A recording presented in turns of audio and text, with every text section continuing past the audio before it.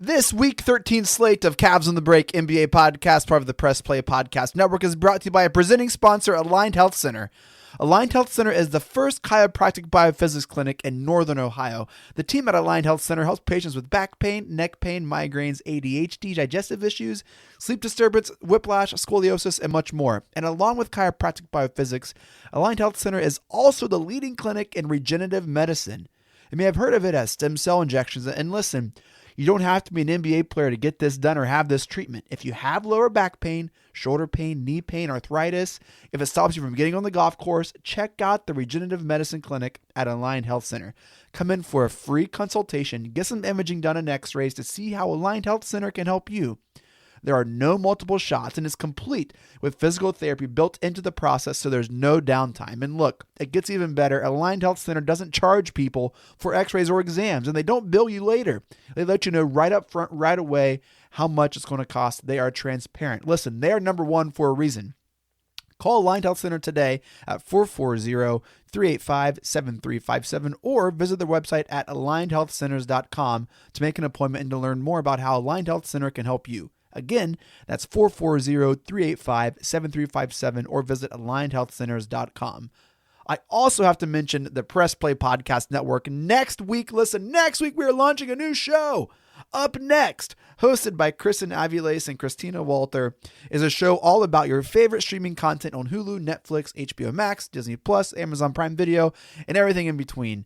If you love something on those streaming places, they're going to talk about it. You don't want to miss it. And we still have the Phenomenal CBD podcast, rocking and rolling, the premier fantasy football podcast with Tito going over all the fantasy football implications for the free agency and NFL moves. Our Swinging a Tribe MLB podcast is back in action with the Cleveland Baseball Club in spring training. Check that out. Jeremy Powell and I are free agency footballs deep and NFL and Browns content with our Oranges Orange Browns podcast. And did I mention we're launching a new show? Up Next, the first episode drops March 24th. You can search for Up Next, subscribe now, listen to the trailer, and anxiously await the first episode with the rest of us. It's going to be fantastic. In this episode, Sam and I talk about the Cavs losing streak, their struggles on the road, their lack of a veteran presence. We play Overreaction or On Point and look ahead to the rest of Week 13 slate and the start of Week 14. We're going to be recording every Tuesday evening, so we look forward to talking Cavs with you every Wednesday morning, every Wednesday afternoon, or whenever you listen and check us out. But whenever you do, thank you so much. Without further ado, enjoy the show.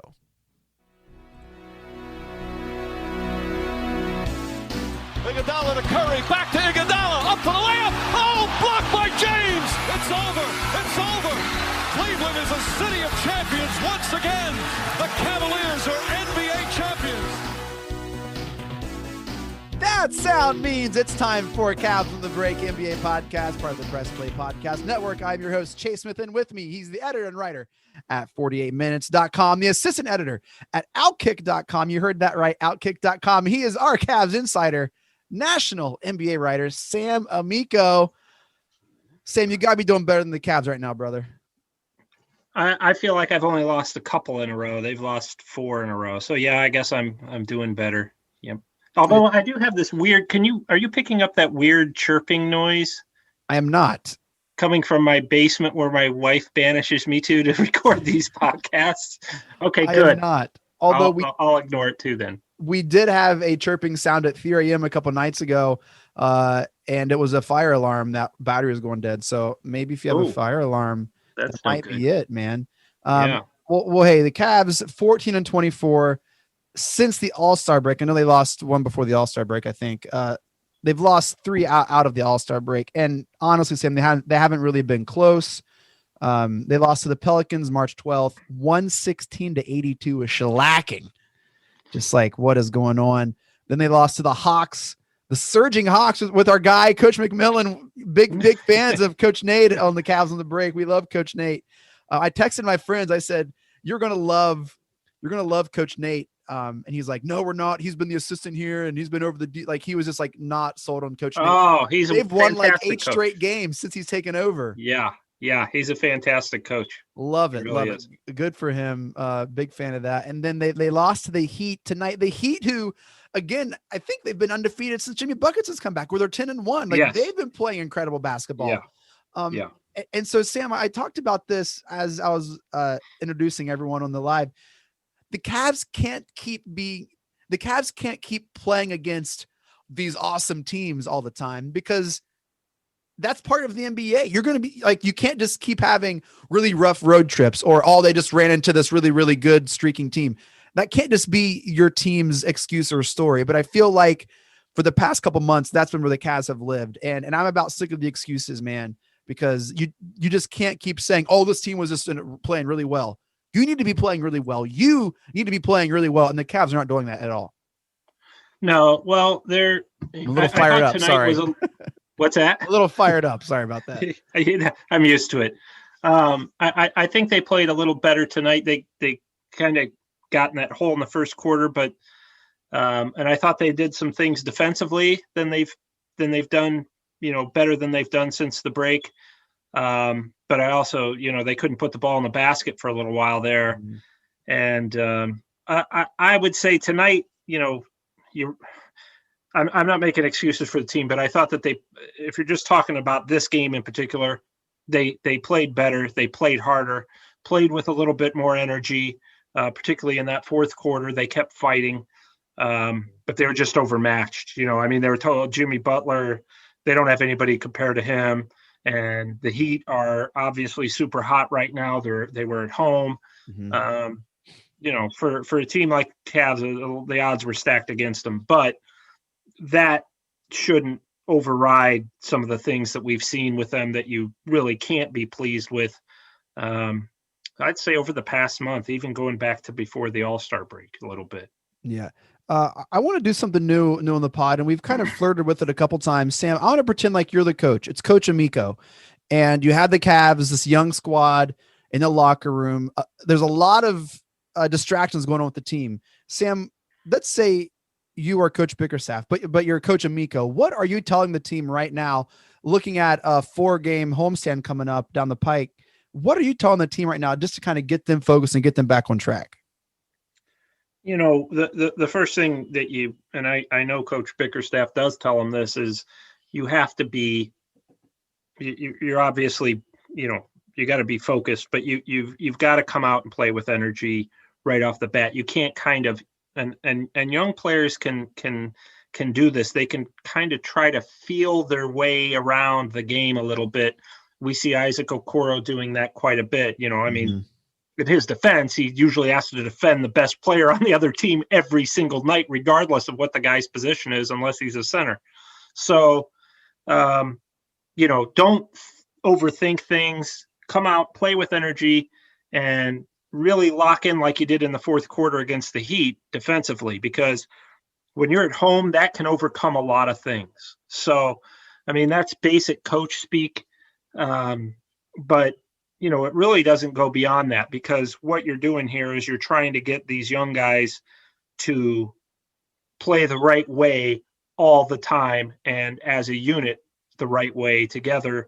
And in order to do that, you can't get down when the shots aren't dropping. It seems like this team can get down on itself, as most teams do, when the shots aren't falling, and they don't have the personnel to be an explosive offensive team at this time. They have some explosive individuals. Obviously, Colin Sexton can fill it up, but as a team, they don't have. You're not talking about the Golden State Warriors here that have a system and all the pieces and parts that kind of make that system work, at least when Golden State was healthy 2 or 3 years ago.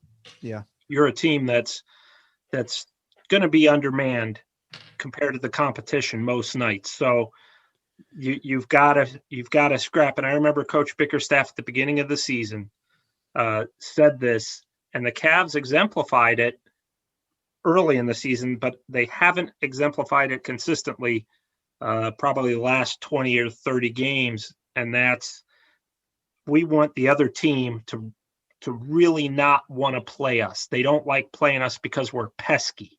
Mm-hmm. And if you can do that, then you don't, this is a developmental season, a season of rebuilding and all that. In order to do, you don't need to worry about the wins and losses so much as you do letting the other team know that you're on the floor and playing with passion and playing with energy. And, just making them think, make the other team be annoyed with you. And right now, that's really what the story for, especially the 4 young guys, when you talk about Sexton, Garland, Okoro, and Jared Allen, and you can even throw, Larry Nance Jr., who is that type of player, a little bit older than those guys, but those are the 5 main guys to me in this core. I think everybody else, you want them to play that way, but their futures are all very unknown. Sam, do you feel like there's a lack of veteran presence on the team that maybe could help with this focus or just with the grind of the season? I mean, they're still young players that they're still adjusting to an 80. Well, it's not 82 game season. I mean, they've not had a normal first couple years in the league. Do you feel like that could be a concern with the team? Yeah, a little bit. JaVale McGee is a guy who's won, some championships with Golden State and the Lakers. He's a very positive voice in the locker room. Very good in terms of leadership. He doesn't necessarily going to have the respect of just in terms of a player, of a LeBron James or of a Steph Curry, but he can tell those guys and does, hey, I've played with those guys. I know how they approach the game. Here's how you approach it when you're a teammate, and so I think that helps. Kevin Love obviously been hurt, but he's not that kind of guy anyway. He's more, and this is not a shot at Kevin, this is just realistic. He's more of a guy who is one of the guys. He's not going to step out and say, we need to do this the right way and do this and that. He just doesn't have that strong voice. It's just not his personality. He's more of a leader by being their friend and being one of them and encouraging them that way. So to answer your question, yes, they could probably use, another guy who's quote unquote been there, even if it's a washed up veteran. I kind of was pushing for them to sign Jamal Crawford before the season, even though he's 4 years old now, but he would have come, he was in Phoenix when they were bad, and he really helped the development. Everybody there will tell you he helped the development of Devin Booker and DeAndre Ayton and some of those other young guys. He played a role. You need that kind of older guy who's the coach on the floor who doesn't mind, he's not out there ring chasing because he's at the end of his career. He's has another purpose, like Vince Carter did with the Hawks last season, actually.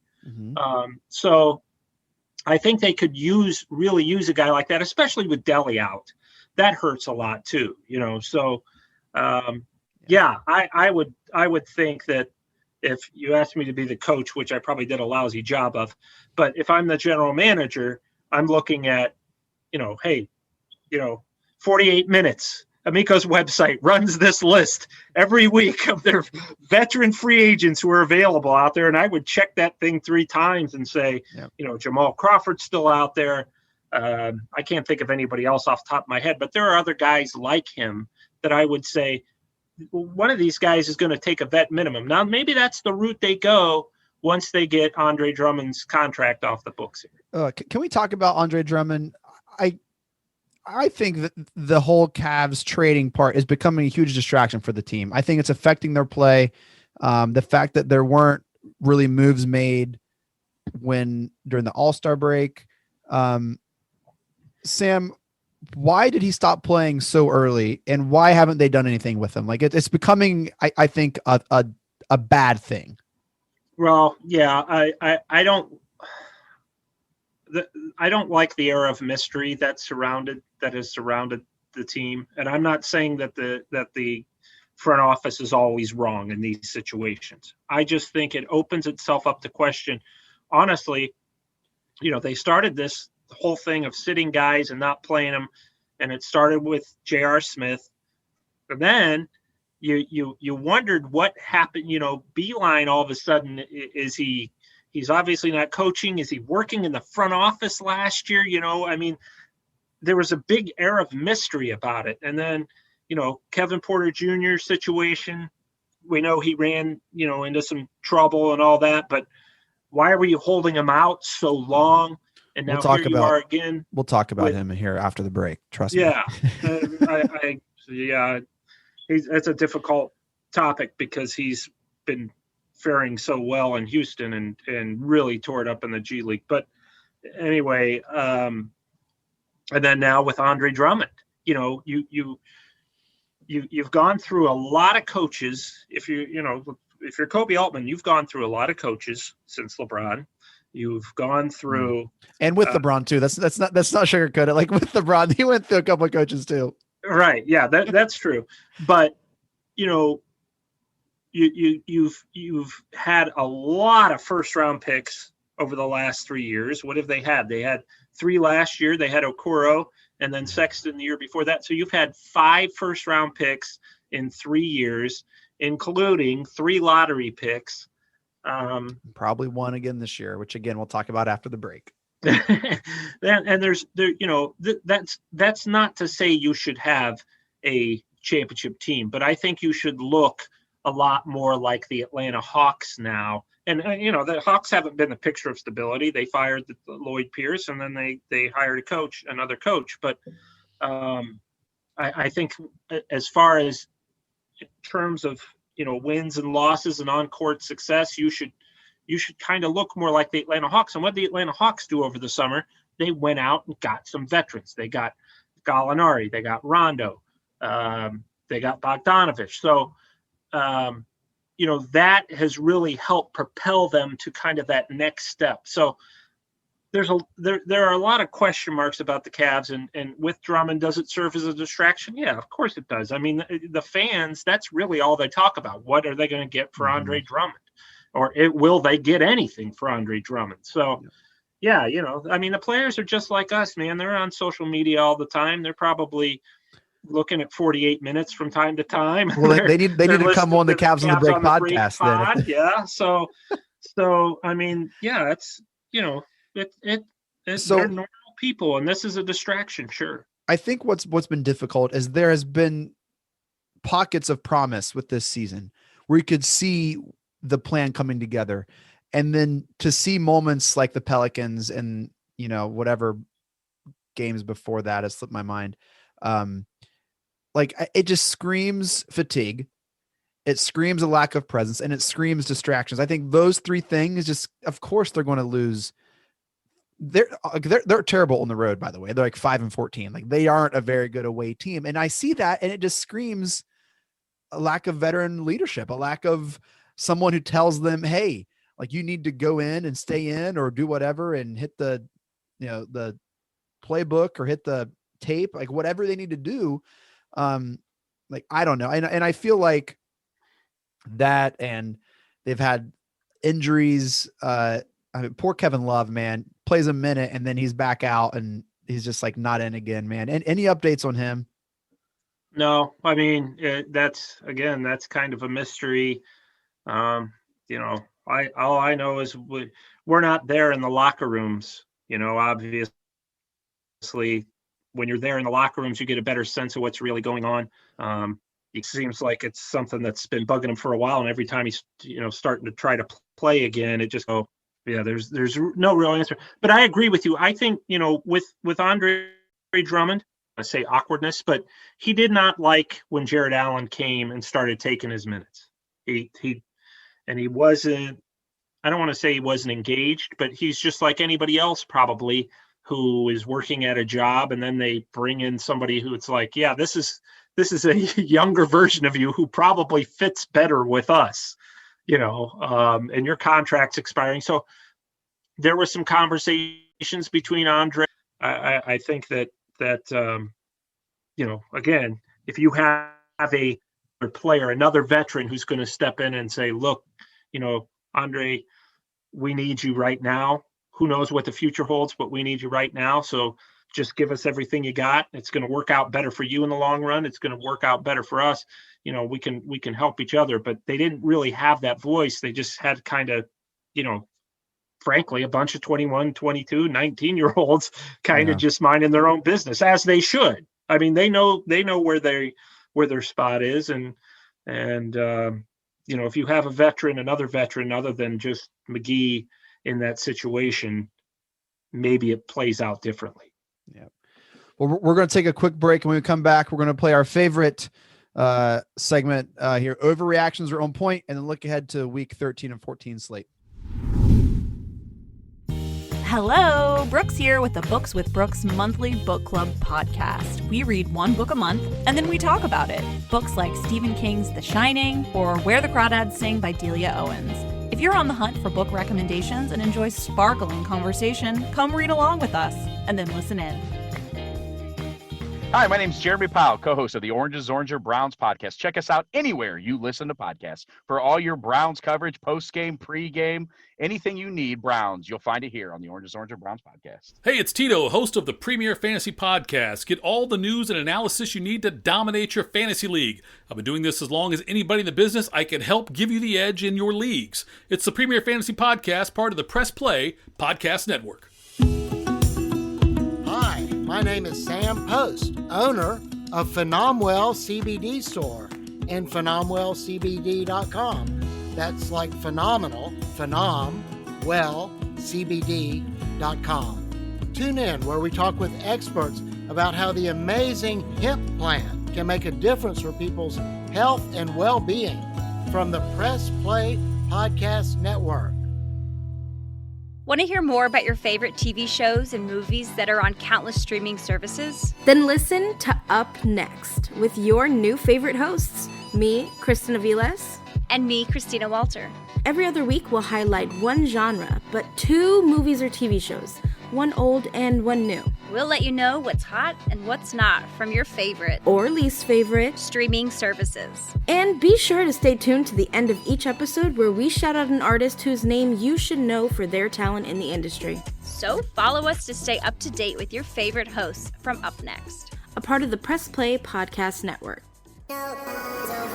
Hey, it's JD from the Hyman Podcast. I created this podcast to have hard conversations. Conversations that make us human but are also wildly uncomfortable.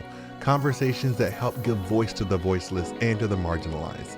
Now you can listen to the entire first season on Apple Podcasts, Spotify, or wherever you get your podcasts from. Consider this your personal invitation to join the conversation. All right, we are back. Sam, it's time for the greatest segment of all time, and that is not an overreaction. That is On Point. Overreactions and On Point. Sam, I'm going to provide a hot take. You tell me if that's an overreaction or on point. Let's start off with the first one here. Darius Garland will never play more than 60 games in an NBA season. I think that's an overreaction. I like to be an optimist and think that he will. You know, and when you look at Steph Curry early in his career, and I only bring that up because they have similar frames and builds. Sometimes it takes a little bit to get your body right for the NBA contact and all that. So I think Darius will be fine.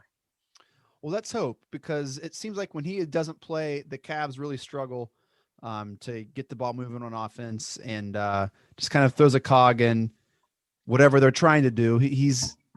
I'm surprised at how important role he plays in the team. It's been a really surprising element to the team this year, is his emergence of a ball distributor and kind of a co-star beside Colin Sexton, Sam. Well, the ball doesn't move very well amongst the starters when he's not in there. And that's why you signed a guy like Quinn Cook, who you hope can kind of help facilitate if Darius isn't there, because obviously the Matthew Dellavedova injury is fairly serious. So you don't have that really, as much as Colin scores and as much as he kind of ran the point as a rookie. He's really moved away from that, and that, moved off the ball, and that's the toughest position to play. So, it's tough for the ball to get moving and swinging and all that without Darius. And he creates a lot when he goes to the basket. He's definitely the best passer on the team. There's no doubt about that. Here's another one. The Cavs will have another lottery pick in the upcoming draft. That's on point. Mm-hmm. I thought there was a time there where, and they still could get into that play tournament, but you're still a lottery team. they're not going to be, they're not going to finish with one of the top 8 records in the conference. They're just too young, unless they do something at the trade deadline where it's like, wow, they're really pushing themselves forward quickly. And, if they do that, that's coming from above. That's coming from Dan Gilbert, get in the playoffs or else kind of thing. But I don't think he's there yet. And I think that, they're headed back to the lottery is the smart choice between the two, I'd say. Well, that leads me to my next hot take.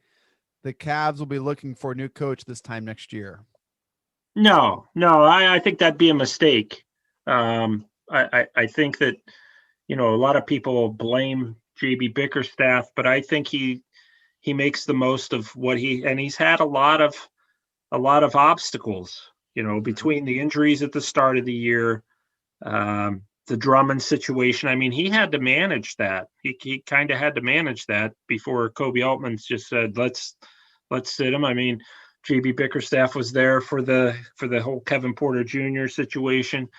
And the Beeline stuff. I mean, he inherited kind of this symbol of a team too. Right. And I think that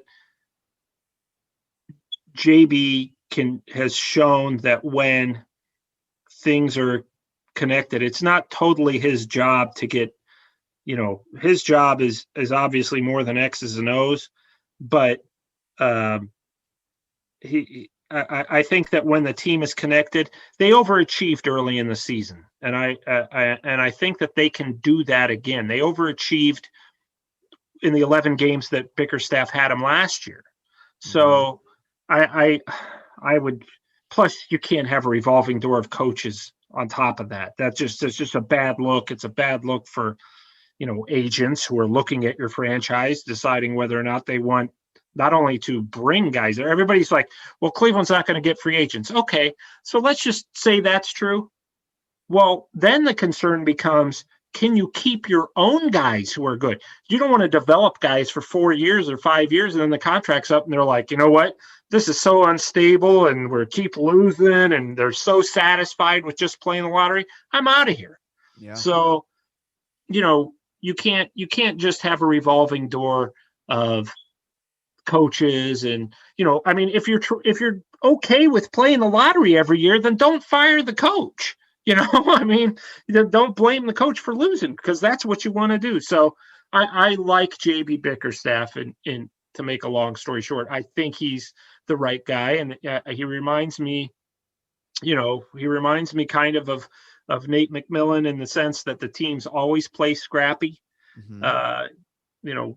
JB's teams aren't quite there yet, but he's getting there. And I just think he has a lot of positive qualities that the Cavs have not seen in a coach in quite some time.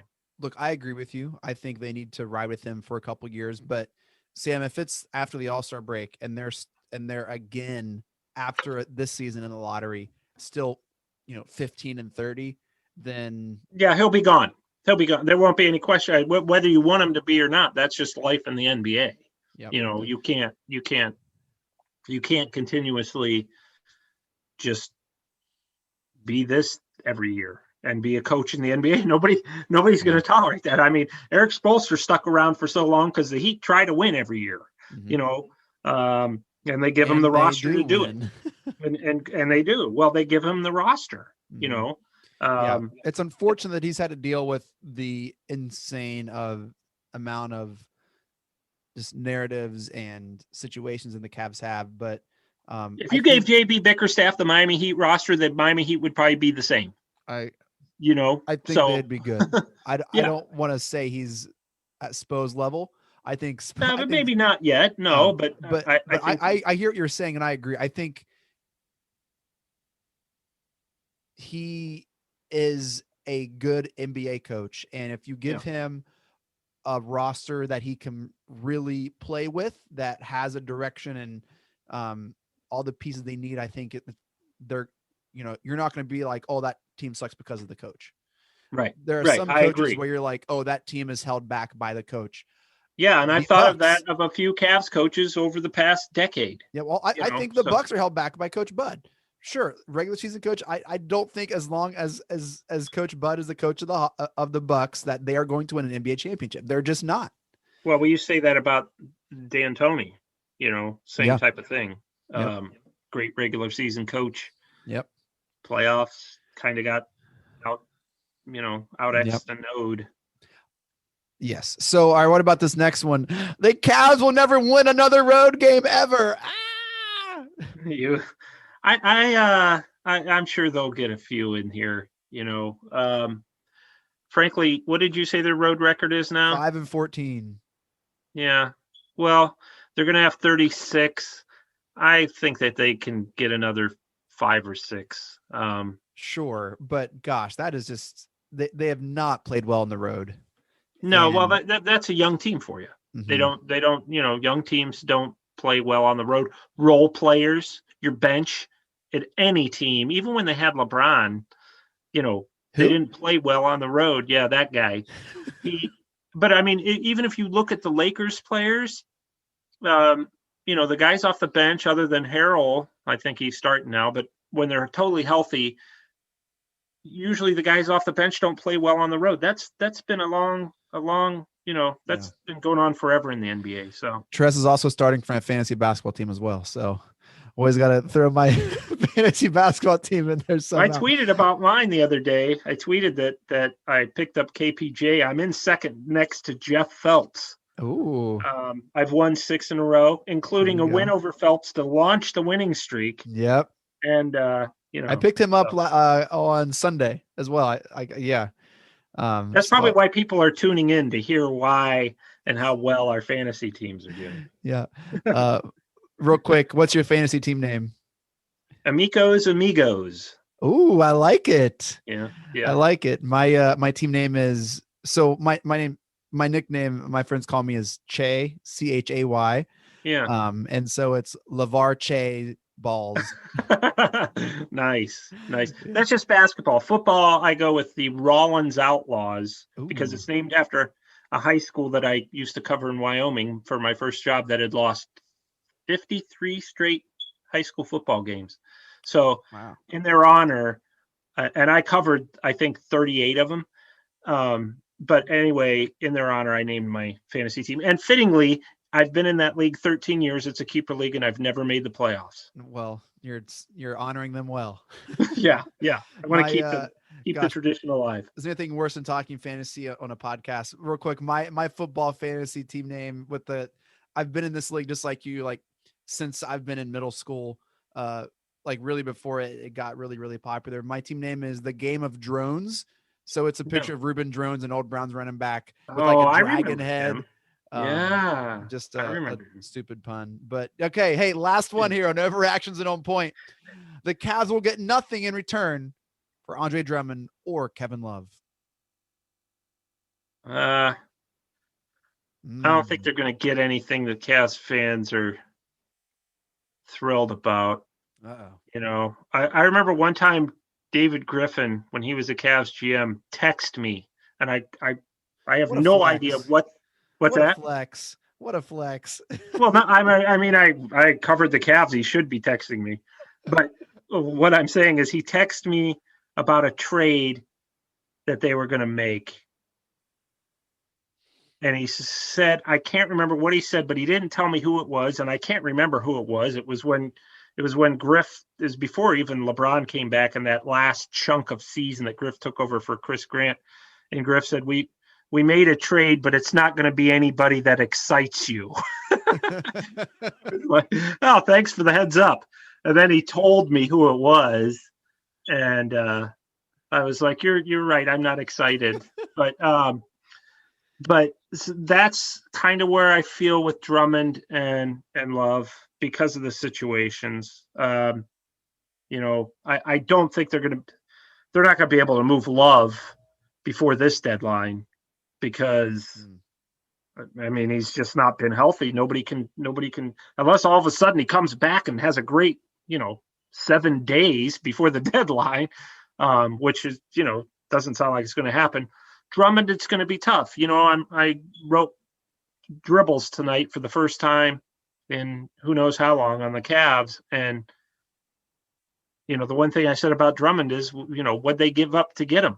Nothing. Yeah. Well, that's why the Pistons gave him up. This whole situation is why the Detroit Pistons gave him up for nothing. So if you give up nothing to get a guy, odds are you're not going to get anything for him. Well, that's, again, that goes back to a front office decision that I don't agree with, and that's sitting these guys. And then you gave Kevin Porter Jr. away. Yeah. I don't understand. I understand the situation that was reported in the locker room with him screaming at Kobe Altman and all that. Sure. But I also know that he sat for 3 weeks without knowing why, other than he had that off-season issue. Well, you know what? I mean, come on. That's up to the law to decide. He was the charges were dropped. So let the guy play. He's healthy. He wants to play. And then he walks in the locker room, Chase, and his locker's been replaced.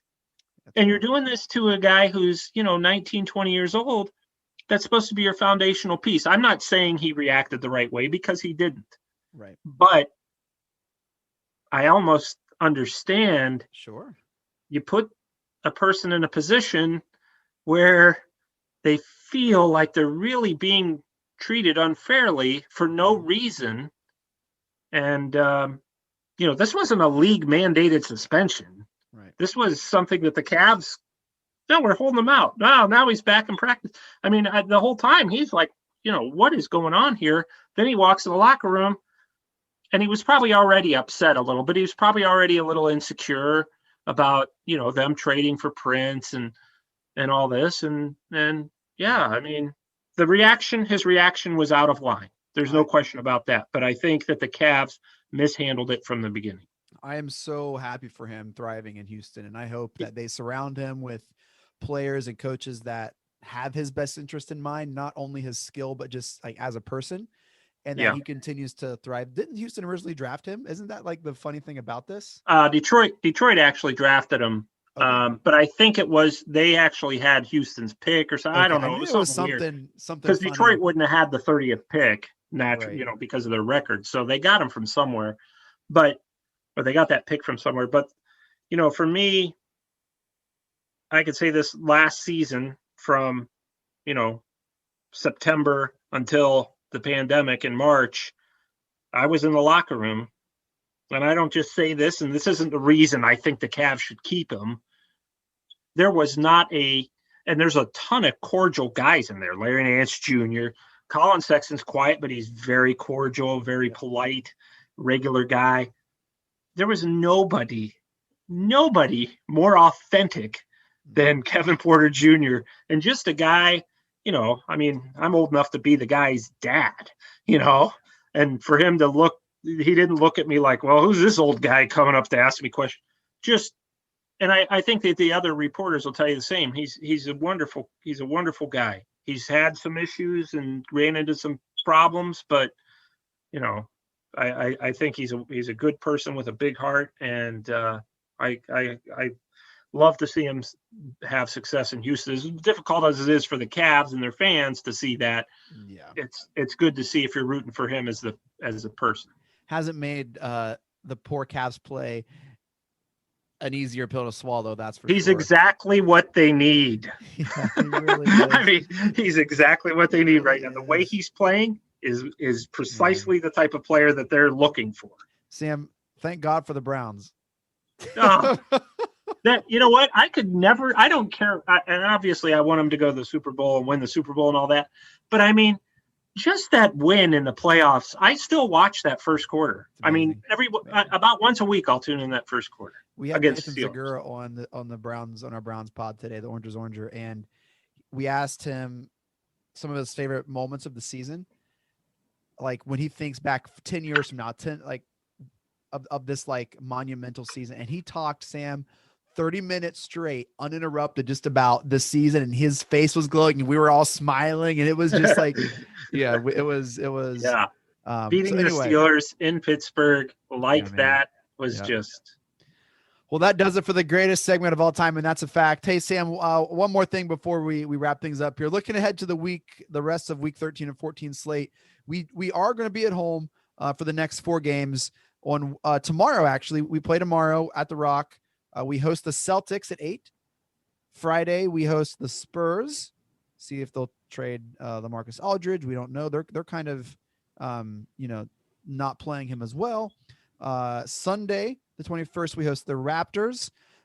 And Monday, we host the Kings. So all of a sudden, you look at the Raptors, you look at the Kings, maybe even squeak one out against the Spurs. They could, Sam, find a way to have a winning record of these next couple games. And I could grow a mustache like you. I don't think tomorrow's going to go well because Boston just lost at home, and they actually have a shorter flight to Cleveland, which is those things play a role in your next day. Boston's a very a team that's pretty darn good, that's looking to prove itself, and I can't envision them playing unless the train's really coming off the tracks there with the Celtics. That's going to be a tough one. Yeah. The Tristan revenge game. Is it the Tristan revenge game? Tristan Thompson will be in town. Actually, he is, as far as I knew, he missed tonight's game because of contact tracing. So I don't know what his status is. Oh no. At least I think I heard that anyway. I didn't watch that game, so I don't know. Huh. But regardless, you have the Celtics, the Spurs, the Raptors, and the Kings. Ideally, you want to get 3 of those. Yeah. But you want to play the right way and go back to that team that you were at the beginning of the year, which, win or lose, really not just made the fans proud, but made the organization proud and kind of showed that promise. And part of that, they had Andre Drummond then, but you just kind of want to start showing, win or lose, that you're taking steps in the right direction again, because you're at the point now where the season's almost half over, and where are you going to go from here? Well, Sam, we'll come at you all again next Tuesday. We got a really good schedule worked out for you guys every Tuesday, looking to bring you a new episode in your phone by Wednesday morning to talk about it and see what happens. And we'll be at the Cavs all season long. Sam, sound good? That sounds great, Chase. All right. I'm always glad to talk to you, and I'm always glad that the readers or followers can get a chance to listen in. Love it, man. Well, that does it for this episode of Cavs on the Break NBA podcast. Thank you all so much for downloading and listening. Shouts to the Press Play Podcast Network for making this possible. Make sure to follow us on Twitter at Cavs on the Break. We always follow back. Follow Sam on Twitter at Amico Hoops. Catch all of his work and writings at 48minutes.com and outkick.com for breaking news, insider info. Do not miss out. Sam, any final thoughts? No, that's it. This is the latest I've stayed up in since the last podcast. So I'm probably going to go watch a little bit of basketball and then listen to your voice saying that sound is bringing us in. And you can tell I haven't been stayed up this late because now I'm just rambling. But anyway, I think that our next podcast is going to be very interesting because we'll be 2 days away from the NBA trade deadline. Yes. So nobody was going to want to miss that. Should be good. Also, can't forget our presenting sponsor, Alliant Health Center. Well, with that, Mike Breen, take us out. Congratulations, Cleveland. Your decades-long wait is finally over. The Cavaliers are NBA champions.